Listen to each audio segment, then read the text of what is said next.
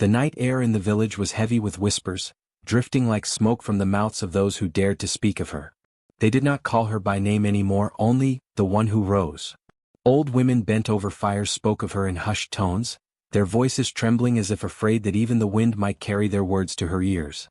Children were warned to stay close to their mothers after dusk, for somewhere beyond the huts, somewhere between the cracked earth and the deep shadows of the forest, walked a girl who should have been buried, who should have been forgotten, but who still breathed. They said her spirit had not gone willingly. They said the earth had rejected her. No soil could hold her, no poison could silence her heart. And if that were true, then she was no longer just a girl, she was something more, something the village could not name without fear clinging to their throats.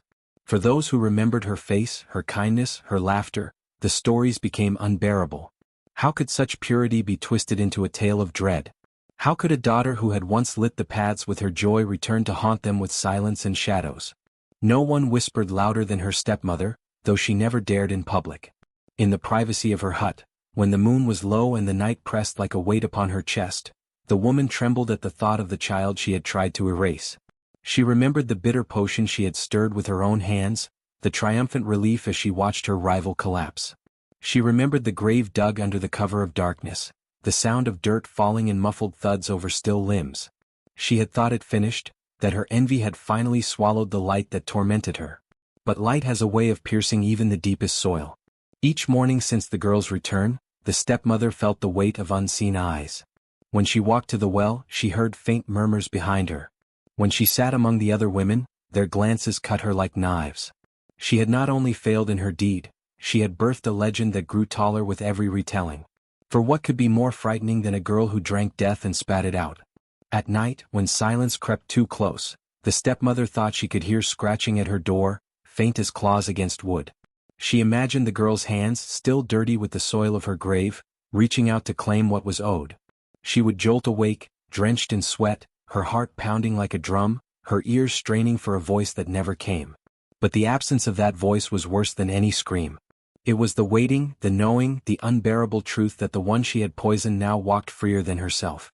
The village carried her name in whispers, the stepmother carried her in fear, and the night itself seemed to hold its breath. Something had risen from the earth, something that should not have returned, and though she walked as flesh and bone, the curse of her survival clung to every shadow. She had been the kind of child whose laughter filled the air like the sound of a stream tumbling over stones, soft and ceaseless, impossible to ignore. By the time she reached her late teens, that same brightness remained, though tempered with the grace of a young woman.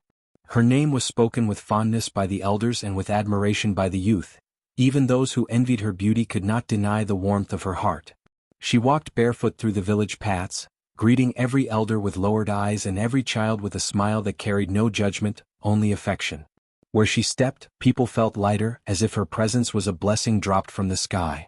But blessings often come with shadows. Her first shadow was cast the day her mother died. It was sudden, cruel, a sickness that took her like a storm swallowing the horizon. One morning, her mother was alive, braiding her daughter's hair by the hearth. By nightfall she was gone, leaving behind the ache of unfinished songs and the emptiness of arms that would never embrace again.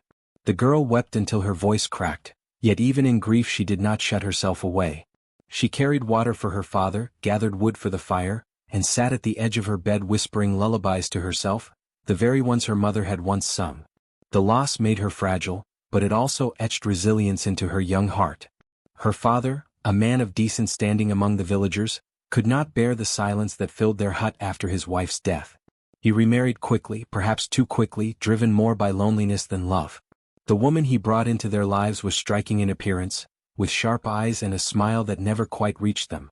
To the girl she was at first simply another figure in the hut, someone who cooked, someone who sat by her father in the evenings. She tried, with all the kindness her mother had taught her, to welcome this woman, offering small gestures of respect, fetching water, tending the fire, weaving little mats as gifts. But the stepmother accepted these tokens with cool indifference, and sometimes with a sneer so faint it could have been mistaken for a shadow. The villagers, however, noticed the contrast at once. Where the stepdaughter shone like morning sunlight, gentle and steady, the stepmother was like a cloud that blocked the warmth. Men praised the girl's beauty in passing conversations, remarking on her clear eyes and the softness of her voice. Women admired her diligence, the way she cared for the elderly and helped at gatherings without complaint. Her kindness was not loud, it did not ask for recognition. It simply radiated from her, and that was precisely why people remembered her long after she had passed by. This constant praise, this steady current of admiration, stirred something dark in the stepmother. She saw it in the eyes of visiting suitors who lingered too long when the girl passed, in the way children ran to her side instead of her own daughters, in the reverent smiles the villagers gave her as though she carried a secret light. What she saw as unfair favoritism was nothing more than the natural affection the girl inspired, but envy is a seed that does not need truth to grow. It needs only soil, and in the stepmother's heart the soil was rich with resentment. The girl herself was unaware of this poison taking root. She lived simply as her mother had taught her, content with the rhythm of the days. She sang as she ground millet, she hummed as she mended clothes, she laughed when children played pranks. She did not notice how the stepmother's eyes lingered too long, nor how her father's silence grew heavier under the strain of two women who could never truly be family. If she felt a chill in the air, she dismissed it as the wind. If she sensed disapproval, she folded her hands and lowered her gaze, believing humility could soften anything. Yet in the spaces between smiles, in the silences between greetings, the whispers of jealousy began to spread like smoke. Some villagers pitied the stepmother, believing it must be difficult to live in the shadow of such a radiant child. Others warned that such beauty and kindness rarely went unpunished. The girl, however, walked on unknowing, carrying her mother's memory like a lantern, never suspecting that each step she took forward only deepened the shadows gathering behind her. Bitterness is a quiet thing at first. It begins as a faint taste on the tongue, an unease in the chest, a thought too small to name. For the stepmother, it started with glances that lingered too long in the girl's direction, voices that softened when speaking of her, and laughter that followed her footsteps. At gatherings, she watched how the elders smiled when the girl carried bowls of food, how even the most serious men found reason to comment on her grace. It was not only beauty they praised, but the warmth that seemed to shine from her like the morning sun. The stepmother, though striking herself, could not command the same affection. Her smiles were measured, her words calculated, and the village saw the difference. At first she told herself it was nothing, that admiration was fleeting. But admiration turned to murmurs and murmurs turned to comparisons. The daughter is lovelier than her mother was, some said. She will bring great honor to this family when she marries. Such words stung like nettles. They clung to her skin, followed her home, and echoed in her sleep. Each compliment paid to the girl was a reminder of her own inadequacy, each rumor of a suitor's interest was a nail driven into her pride. Her own daughter, born of another union before this marriage, stood often in the girl's shadow. She was not plain, but neither did she glow with the same quiet radiance. When suitors came, their eyes rarely lingered on her. Instead, they found excuses to praise the stepdaughter, speaking of her gentleness, her steady hands, her patience. The stepmother saw the growing sorrow in her child's face, the resentment that simmered in her eyes, and it fanned her own envy into flame. It was not enough that she herself felt overlooked. Now her daughter, the one she had hoped to raise high, was being cast aside like a broken pot. Her bitterness deepened into something sharper.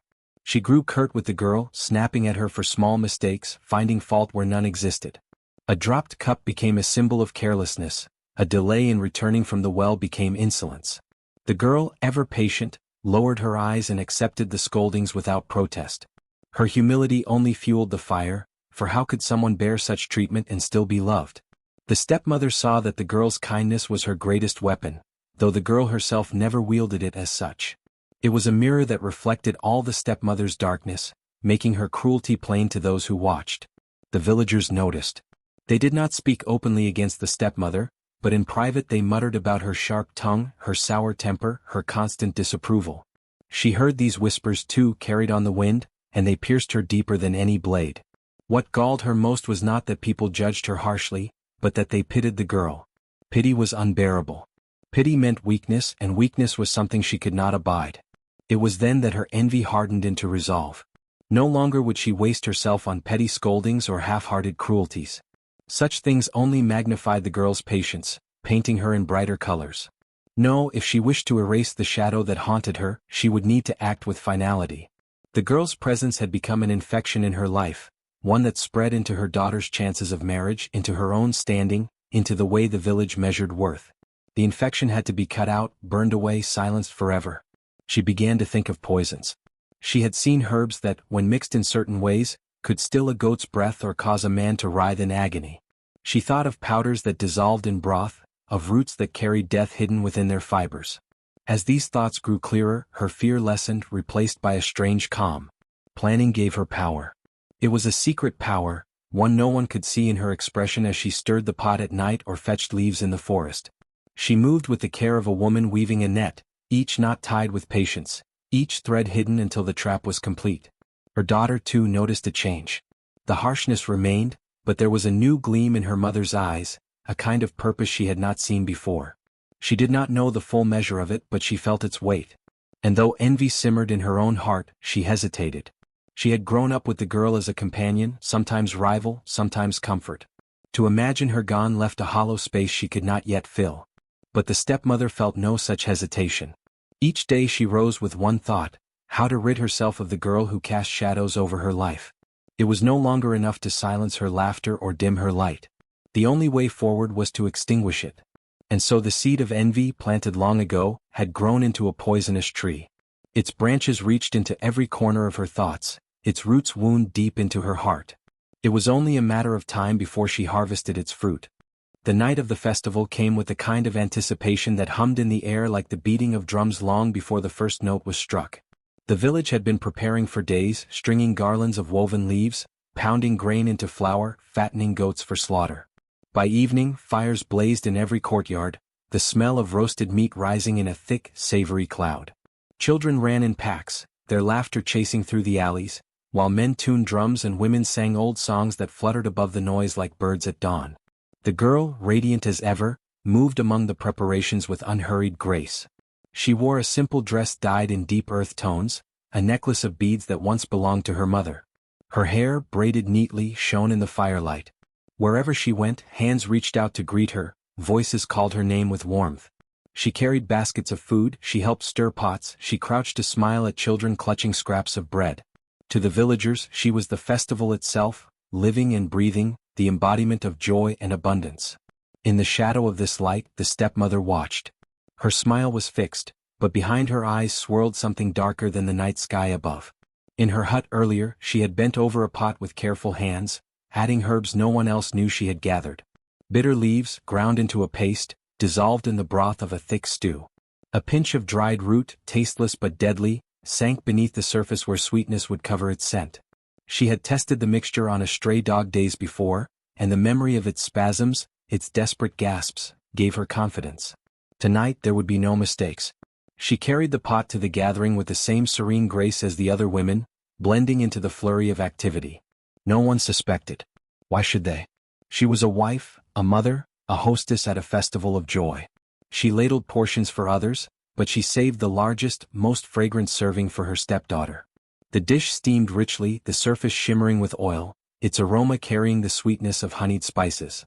Even the girl, cautious by nature, felt her hunger stir as the bowl was pressed into her hands. The drums began. The first beats echoed through the courtyard, deep and steady, pulling bodies into movement. Dancers formed circles, their feet pounding dust into the air, their voices rising in songs of ancestors and harvests. The girl laughed as she watched, then sat among the women lifting her bowl. She took the first spoonful with gratitude, unaware of the eyes fixed upon her. The stew was warm, savory, its sweetness familiar. She swallowed, smiling faintly at the flavor. The stepmother's pulse quickened. She watched the girl's throat move, watched her lift another spoonful. The villagers around them were too consumed with dance and chatter to notice the stillness of that one gaze. Another swallow. Another. Then the girl froze. A sudden tightness spread in her chest. The sweetness on her tongue turned acrid. She coughed once, a short, sharp sound, then again harder, clutching at her throat. Her bowl clattered to the ground, stew spilling across the dirt like blood. Her body jerked forward, hands trembling as her breath came ragged, broken. The music faltered. One drumbeat stumbled, then stopped. Heads turned. A hush fell over the courtyard as people saw her collapse to her knees, her face pale, her eyes wide with terror. She gasped as if the air itself had betrayed her, her body folding, racked by unseen violence. Children screamed. Women dropped their bowls. Men rushed forward, voices breaking into chaos. "Bring water," someone cried. "She's choking," another shouted. Hands reached for her, but none knew what to do. She convulsed, a strangled cry tearing from her throat before her body went limp, sprawled across the dirt. The stepmother was already kneeling beside her, wailing louder than the rest.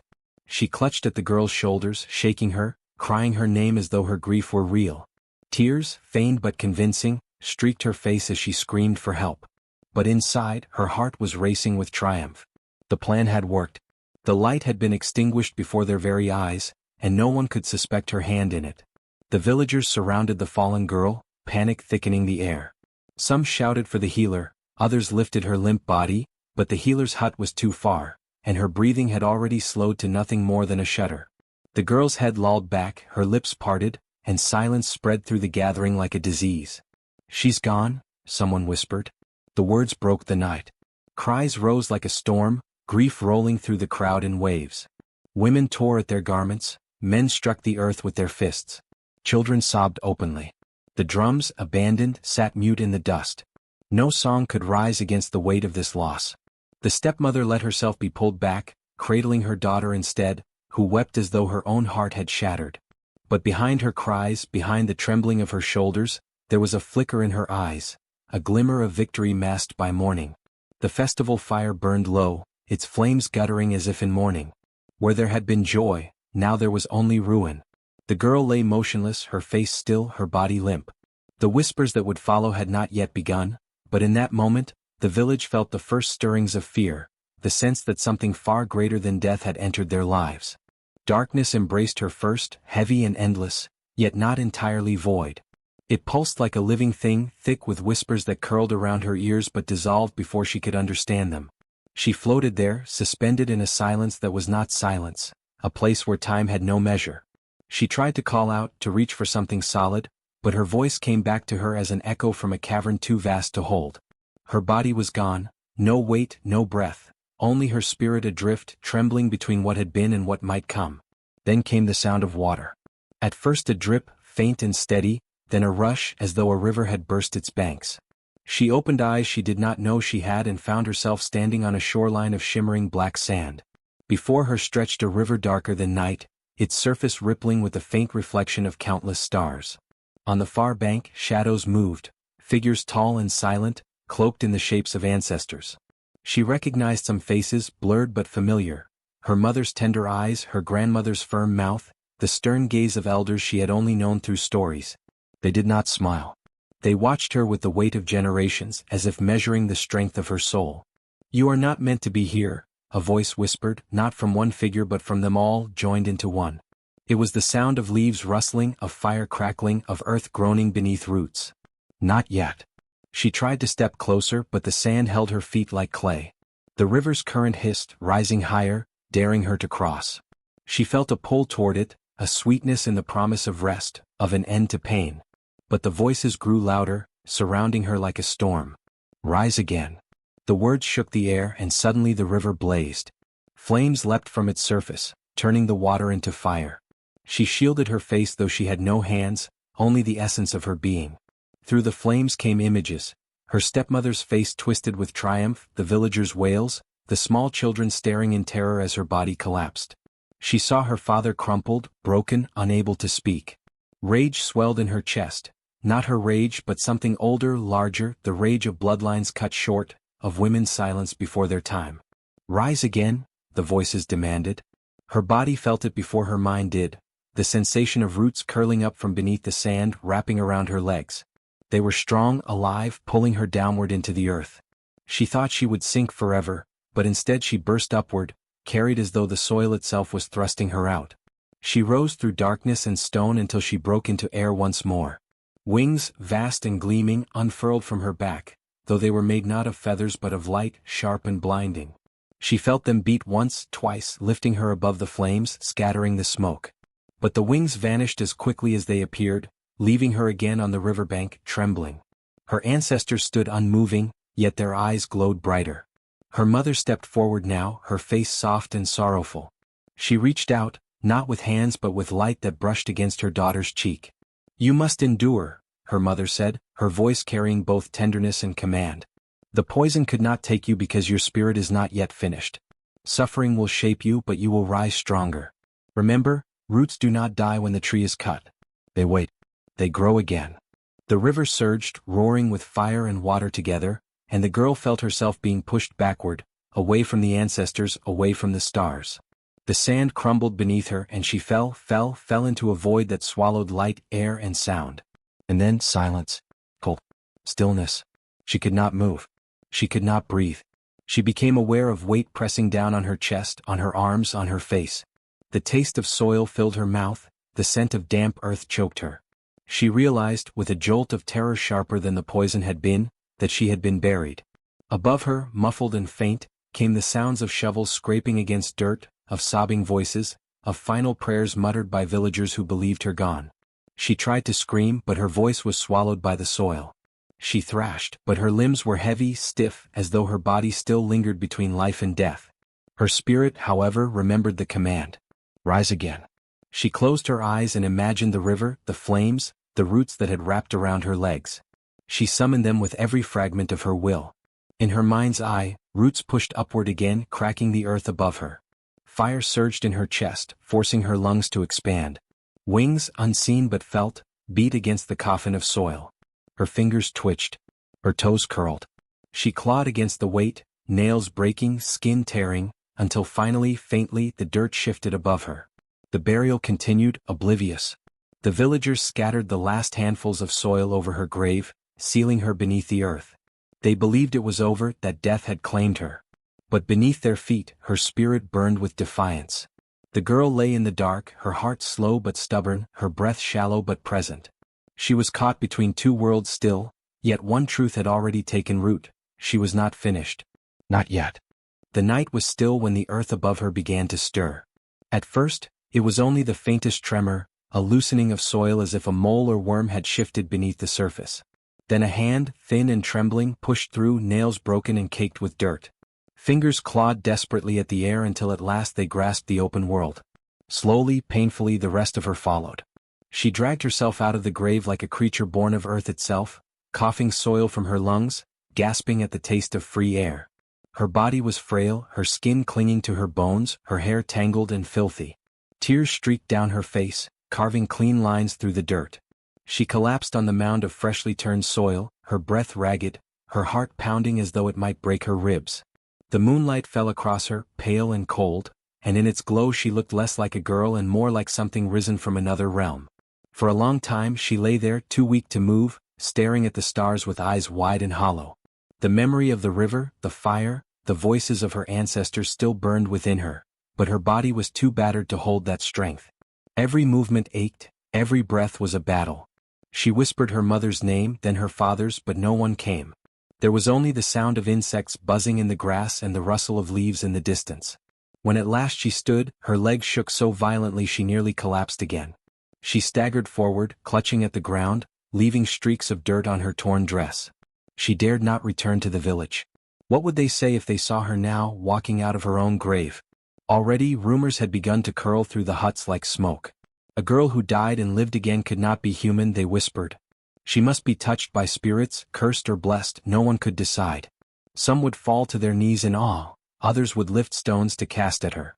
So she turned away from the fires of the village and stumbled into the forest. The trees swallowed her, their trunks rising like dark sentinels, their leaves whispering secrets overhead. The air was damp and smelled of moss and rot. She walked without direction, only the instinct to hide, to vanish where no eyes could find her. Days blurred into nights. She had no food save what she could gather from the earth. Bitter herbs chewed slowly to trick her stomach, berries that stained her lips red, roots gnawed raw in the dark. She drank from puddles, from rain caught in cupped leaves, from streams that glistened faintly in the moonlight. Her hands grew blistered from digging, her skin scratched raw from brambles. Her ribs pressed sharply against her chest, yet she endured. At night, she huddled beneath fallen branches or in the hollows of trees, shivering from the cold. Dreams came often, her mother's voice, her stepmother's triumphant face, the echo of the river's fire. Sometimes she woke with a scream caught in her throat, afraid that she was still underground, still trapped beneath the soil. Other times, she woke to silence so deep it made her weep, for silence was a crueler prison than any grave. Yet with each dawn she rose again. Her feet hardened against the stones, her body, though frail, learned to bend and adapt. The forest tested her but also offered its lessons. She watched how birds dipped their beaks into hidden pools, how small creatures dug for food, how vines climbed steadily toward the sun. She mimicked them and slowly she survived. Meanwhile in the village, whispers grew louder. Some swore they had seen her shadow in the trees, her figure moving at the edge of moonlight. Others claimed she had appeared in dreams, her eyes hollow, her voice calling from beyond. Fear spread like wildfire. Children were warned not to wander near the forest. Elders muttered that no grave could hold her because she was no longer of flesh but of spirits. The stepmother heard these whispers with dread clenching her heart, for she alone knew the truth of the poison, and if the girl lived, then all her secrets would soon unravel. But the girl did not yet seek vengeance. She was too weak, too consumed by the simple task of survival.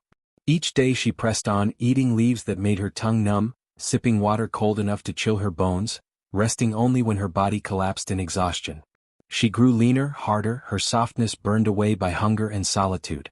And in the silence of the forest, something within her began to change. The weakness that once defined her gave way to endurance. The tears that once blinded her dried into resolve. She was no longer only the beloved daughter, gentle and radiant. She was something else now, something the earth itself had shaped with hunger, pain, and the will to keep living. The villagers whispered of witchcraft, but she knew the truth. It was not curses nor blessings that had kept her alive. It was her spirit, stubborn and unbroken, clawing as fiercely as her hands had clawed through the dirt of her grave. And in the shadows of the forest, she waited. The forest did not welcome her gently. It tested her, broke her down, and rebuilt her piece by piece. Every root she tripped over, every thorn that tore her skin, every hunger pang that gnawed at her belly became a cruel teacher. Yet within that cruelty was a strange kind of gift, the gift of endurance, of survival. Still, she could not have lasted long alone. Her body was too frail, her spirit too newly stitched together after clawing out of the earth. It was the scent of smoke that drew her. One evening, as the sky bruised purple and black, she caught the faint curl of it in the air. Smoke meant fire, fire meant people. Fear battled hope in her chest, but hunger drove her forward. Through the tangle of branches, she saw a small hut leaning against the roots of an ancient tree, its walls patched with clay and reed. An old woman sat outside, grinding herbs in a clay bowl, her hands stained green, her hair a crown of white curls. Her eyes lifted the instant the girl emerged from the shadows. She did not flinch, did not cry out. Instead, she studied her with a gaze so sharp it seemed to pierce through skin and bone. "The earth has spat you out," the woman said softly, not as a question but as a truth. "And if it has, it means you are not yet finished." The girl collapsed at her feet, too weak to answer. When she woke, she was on a mat inside the hut. The smell of herbs filled the air, pungent, bitter, alive. The woman pressed a bowl to her lips, forcing down a dark liquid that burned her throat but settled her stomach. Days blurred as the woman fed her with strange brews, smeared her wounds with pastes, and laid her fevered body against leaves that drew out the heat. When the girl's voice returned, she asked who the woman was. The old one only smiled. "A keeper of secrets," the forest whispers. "That is enough." In time the lessons began. She learned which leaves soothed pain and which could stop a heart, which roots fed hunger and which poisoned it, how to boil bark into tea, how to grind seeds into healing dust. Her hands grew steady, her eyes sharp. She learned to set snares for rabbits, to weave mats from reeds, to listen for the call of birds that warned of snakes. "The forest gives," the woman said one night, "but only to those who respect it. It is not kindness that keeps you alive, child. It is knowledge." The girl drank in every word. Her old life, soft, sheltered, faded into memory. She began to feel strength in her limbs, clarity in her mind. The trembling girl who had clawed her way from the grave was still within her, but now she was being reshaped, carved anew by the forest and this teacher who appeared when she needed her most. Sometimes in the quiet, the girl asked herself why the woman had helped her at all. Perhaps she had seen something in her eyes, something that whispered of destiny. Or perhaps she simply knew that to survive was to pass on what she had learned, that no wisdom lasts unless it is shared. Seasons shifted. The girl's cheeks filled out again, her step grew surer. Her reflection in the river no longer startled her with its gauntness. She began to see not a ghost, not a victim, but someone different, someone reborn. The forest had stripped her of innocence and gifted her resilience in its place. And one morning, as the first light filtered through the trees, the old woman said, "You are ready." The forest does not keep what it has remade. It sends it back to where it was broken. The girl felt the truth of those words. Her time here was not to last forever. The forest had been her crucible, her teacher. But her story, her unfinished life, waited beyond the trees. She bowed her head to the old woman, gratitude burning in her chest. No promises were spoken, no goodbyes needed. The forest does not weep when its children leave, it only watches, silent and eternal. And so, with steady steps, she walked out of the shadows, carrying the forest's gift within her. Not just herbs and survival, but the strength to face the village that once buried her. The path home felt both strange and familiar beneath her feet. The months in the forest had stretched like years, and yet as she drew closer to the village she could still recall the sound of laughter in the courtyards, the smell of food drifting from clay pots, the rhythm of daily life she had once belonged to. But she was not the same girl who had been carried out in silence to her grave. Her back was straight, her steps purposeful, her eyes sharper than any who remembered her would expect. She had been broken down to her bones and rebuilt stronger, and now the forest's gift walked beside her in every breath. The first to see her were children playing at the edge of the path. They froze as though they had seen a shadow move against the light. One of them screamed, and the others ran, their shouts carrying into the heart of the village. Soon mothers came out of huts, men left their work, and eyes turned toward the figure walking slowly into the clearing. Gasps rippled through them. Some covered their mouths, others crossed themselves in frantic protection. "It is her," someone whispered. "The one who died." A man muttered, "No, not her, it cannot be. We buried her." But there was no denying the truth. She stood in the flesh, her skin darker from sun, her body lean but strong, her face both familiar and changed. Fear bloomed like wildfire. "A spirit," someone said. "A ghost walking." Yet another voice trembled with awe. "No grave can hold her. The ancestors must walk with her. She is blessed." The village split in its whispers, half terror, half reverence.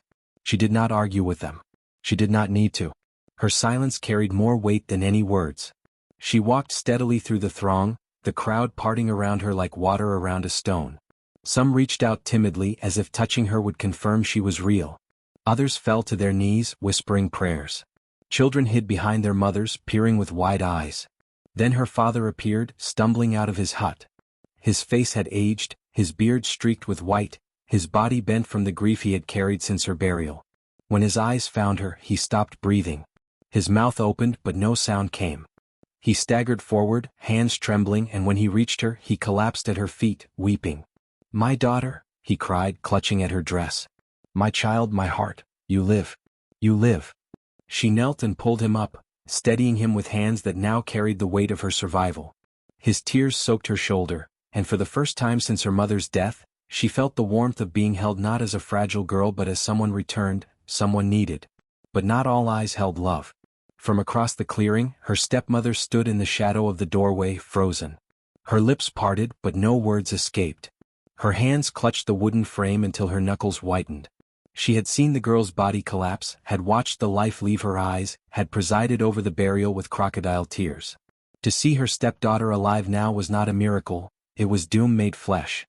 Their gazes met. The girl's eyes, dark and steady, held hers with an unspoken weight that made the stepmother's chest tighten. The silence between them said everything. "I know what you did. I survived. And I have returned." The stepmother's face drained of color, her composure cracking before the eyes of the villagers. Fear coiled through her body, twisting her lips into a false smile that faltered as quickly as it appeared. She tried to step forward, to play the part of grieving mother miraculously reunited, but her knees buckled and she stumbled back instead. The basket in her hand tipped, spilling beans across the ground. The crowd noticed. They saw her terror, the way her eyes darted like a trapped animal's, the way she could not even meet her stepdaughter's gaze. The whispers shifted, sharp and suspicious now. Questions filled the air. Why fear the living if you have nothing to hide? Why tremble if you have no guilt? The girl said nothing. She did not need to. The truth was already beginning to unravel in the space between her silence and her stepmother's panic. And as the sun sank behind the huts, painting the sky in streaks of fire, the village understood that death had not claimed her, and perhaps justice had returned with her instead. The council fire burned high in the village square, casting flickering shadows across the gathered faces. Every hut had emptied and the air was thick with murmurs. Children clung to their mothers, elders leaned on staffs, men crossed their arms in unease. All eyes turned to the girl who stood tall in the circle of light, her figure straight, her gaze unflinching. She had returned from the grave and tonight the village demanded to know how. At the head of the council sat the elders, their faces grave. One of them raised a hand for silence. "We have heard whispers," he said, his voice heavy with authority. "Some say she is spirit. Some say she is blessed. But tonight we must hear from her own mouth. Speak, child. Tell us what brought you back." The girl stepped forward, the crackle of the fire punctuating her silence. Her voice, when it came, was low but steady, carrying across the hushed crowd. "I was poisoned," she said. The words struck like stones thrown into still water. Gasps rippled outward and people leaned forward to hear more. "I ate from the dish placed before me, sweet to the tongue but bitter to the blood. My body fell cold, my breath stopped. The village buried me." A shudder ran through the assembly. She let the silence linger before continuing. "But the earth did not hold me. Between life and death, I heard the voices of those who came before me. They told me my time was not finished. And so I rose. I clawed my way out of the soil with my own hands." Her voice trembled for a moment as memory burned through her, but she steadied herself. "I returned because the truth cannot stay buried." The villagers began to murmur louder. Some crossed themselves in awe. Others shook their heads in disbelief. "Poison?" one man muttered. "But who would dare?" The girl turned her gaze across the circle, her eyes finding her stepmother. The woman flinched as though struck, her lips tightening, her hands twisting in her lap. The girl did not name her outright, but the weight of her stare drew every eye in the village to the trembling figure in the shadows. The stepmother rose abruptly, her voice high and sharp. "Lies. She spins tales of spirits and poison to frighten you. She is no child of this world, she is something else, something unnatural. How can we trust her words?" But her protest only deepened the suspicion. The elders watched her carefully, their brows furrowing. One of them leaned forward. "You speak too quickly, too defensively. Why fear her testimony if you are innocent?" A woman from the crowd called out, "I remember that night. You insisted she eat more of the feast, though she said she was full." Another voice added, "And when she fell, your wailing was louder than all of ours, but your eyes were dry." The stepmother's face twisted, her composure unraveling thread by thread. She tried to shout above the voices, but the tide of suspicion grew louder, stronger. The girl stood silent, her calm presence a blade sharper than any accusation. The elders raised their hands again for quiet. "We cannot ignore what we see," one said gravely. "A daughter who returns from death speaks of poison. A stepmother trembles at her sight. The village must decide, do we choose fear of the unknown or justice for the wronged?" The debate rose, fierce and tangled. Some argued that to punish the stepmother would be dangerous, that crossing her, if she had such power to poison unnoticed, might curse them all. Others spat at the thought of letting envy and cruelty rot their village. "If we do nothing," an elder woman said, "then we tell our children it is safe to betray, to kill, so long as the victim stays buried." The girl's father stepped forward then, his face pale but determined. His voice cracked as he spoke.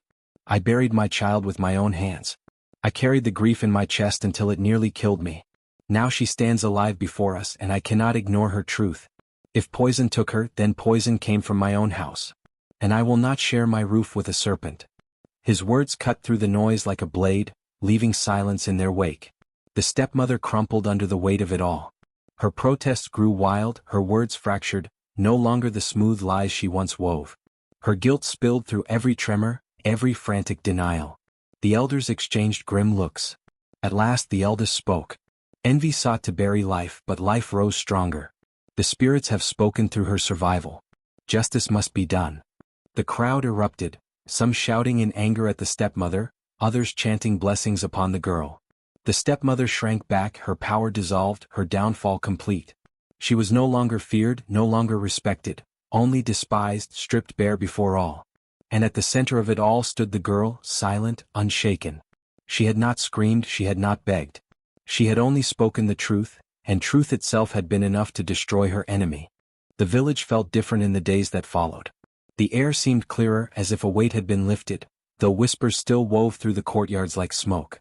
Children pointed at her with wide eyes, some hiding behind their mother's skirts, others daring to smile in awe.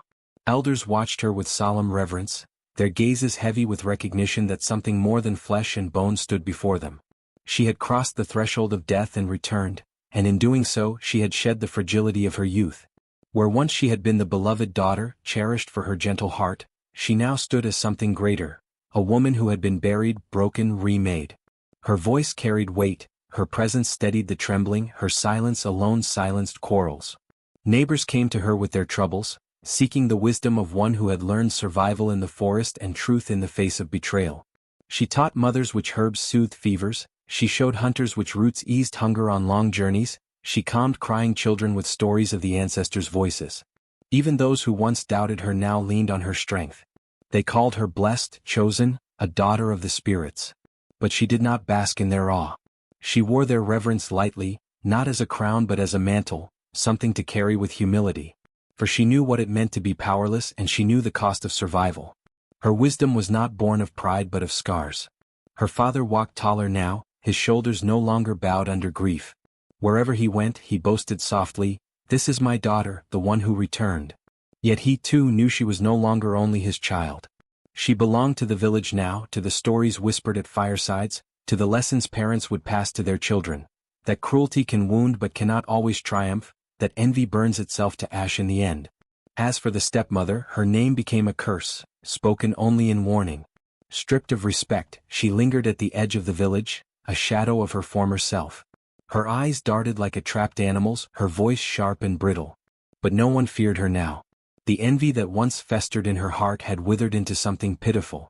She had sought to bury her stepdaughter, yet it was she who lived buried, beneath the scorn of her people, beneath the ruin of her own schemes. The girl did not seek revenge. Her triumph was not in the stepmother's downfall, but in her own survival. She walked past her without a glance, her silence more devastating than anger. The woman who had once tried to erase her was already erased in every way that mattered. Seasons turned. Fields ripened with harvest, rains came and went, children grew. And still she remained at the heart of the village, not as a ghost, not as a spirit, but as proof that resilience can carry flesh where cruelty cannot. She carried herself with calm strength, her head high, her steps sure. Wherever she went, conversations hushed, eyes followed. She was no longer the girl who had once needed protection. She was the protector now, her spirit a shield that no poison could pierce. On the morning of a new season, as dawn spilled gold across the horizon, she stood before the village. The light caught her face, steady and unafraid. Around her, the people gathered, their voices quiet in the hush of reverence. She looked upon them, those who had mourned her, those who had doubted her, those who now sought her wisdom, and she felt no bitterness. Only strength. Only certainty. She walked forward, her shadow stretching long behind her, her head held high. The stepmother's envy, once sharp as a knife, now lay in ashes at her feet. The villagers did not see a ghost, nor a victim. They saw a woman reborn, proof that the human spirit could not be buried by cruelty. And in the silence of that dawn, her story was already becoming legend, a tale mothers would tell their daughters, a warning to those who let envy rot their hearts, and a promise to those who believed themselves powerless. The dead had not claimed her. Life had. And she would live it fiercely, forever walking with her head unbowed.